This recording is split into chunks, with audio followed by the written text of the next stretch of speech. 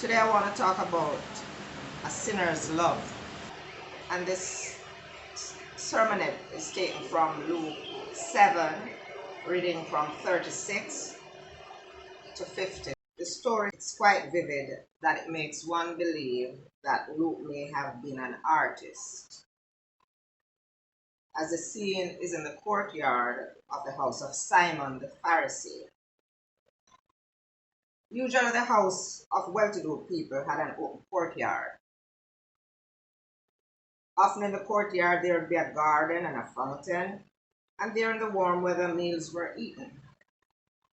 It was the custom that a rabbi was at meal in such a house, and there all kinds of people came in. They were quite free to do so, to listen to the pearls of wisdom. That explains the presence of the woman. It was their custom that when a guest entered such a house, three things were also done. The host placed his head on the shoulders and gave him a kiss of peace. That's a mark of respect. In those days, the roads were dusty, and sandals was what they wore. So always cool water was poured over the guest's feet to cleanse and comfort him. And often a pinch of sweet incense was burned. These things good manners demanded, and in this case, not one of them was done. Simon, as you know, was a Pharisee, one of the separated ones. Now, why should such a man invite Jesus to his house at all? Perhaps there are three possible reasons I came up with. It is just possible that he was an admirer and a sympathizer, for not all Pharisees were Jesus' enemies. It could also be that Simon had invited Jesus with the deliberate intention of enticing him into some word or action which might have made the basis of a charge against him. Or, most likely, Simon was a collector of celebrities, and with a half patronizing contempt, he had invited this star-playing young Galilean to have a meal with him. Simon was a man, I believe, who tried to patronize Jesus.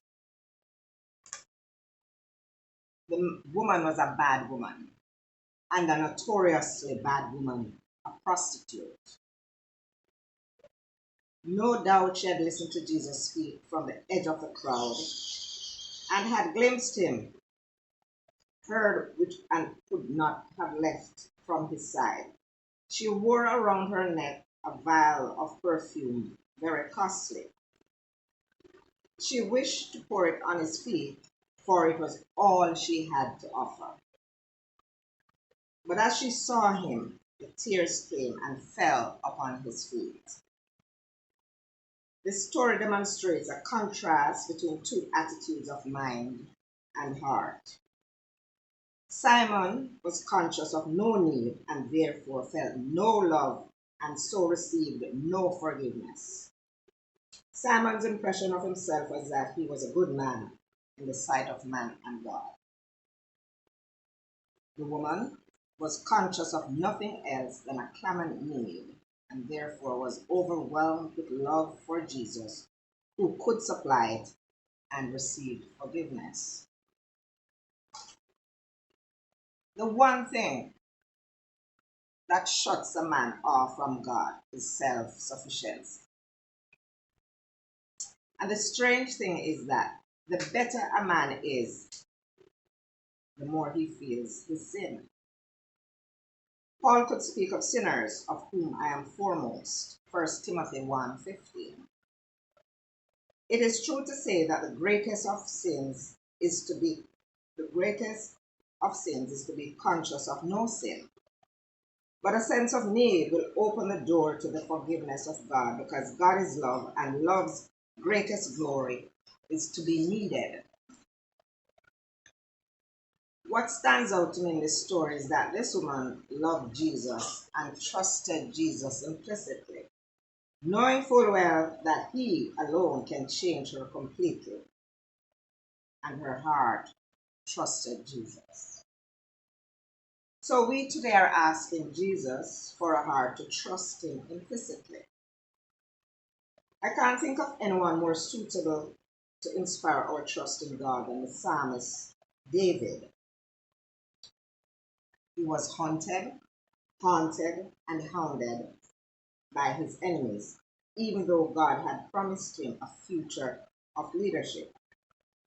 He was the anointed king elect, but Saul was still on the throne.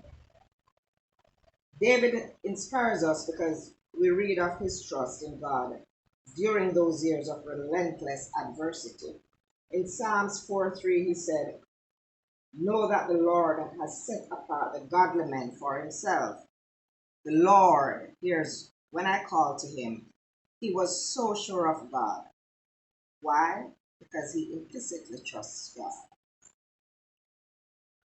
Psalms 56:3-4, David cried out to God, "Be gracious to me, O God, be gracious to me, for my soul takes refuge in you, and in the shadow of your wings I will take refuge until destruction passes by." Like this woman, like David, my point is we all have our own set of unfair circumstances and unexplained experiences to deal with. Can we still trust God then? Yes, resoundingly so. Let me be clear. The secret to responsible trust is acceptance. Trust Him with thanksgiving, even though the confinement is painful. Be assured and rest in God's goodness, believing that He has all things under His control, even people who are doing wrong and doing you wrong. Christianity is trusting God, not self. Perfect trust is resting all one's weight on God, not on self. Trust God without reservation.